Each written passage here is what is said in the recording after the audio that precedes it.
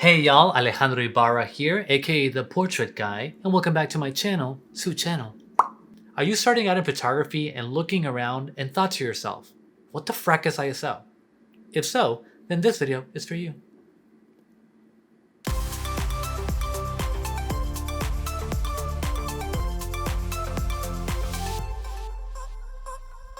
So ISO is one of the 3 essential components of exposure in photography. Here's what you don't really need to know, but I'm going to tell you so you think I'm smart. ISO stands for International Organization for Standardization. It's kind of flipped. Most people will just say, oh, International Standards Organization to make it match. And in photography, ISO is how sensitive your camera sensor is to light. Okay, what does that even mean, right? This is what you actually need to know. The way ISO affects your exposure is the smaller the number that you set on your ISO, the less light will appear in your image.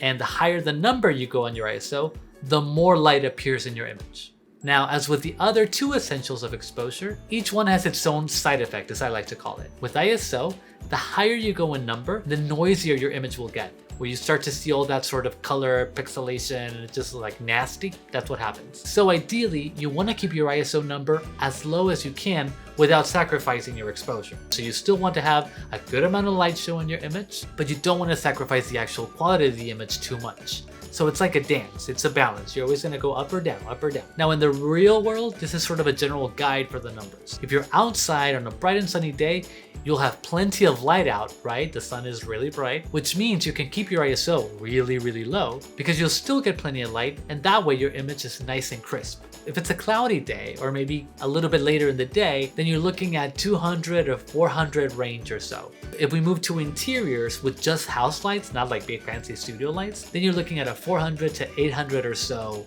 general guide for a number. And you can keep pushing up if you need to.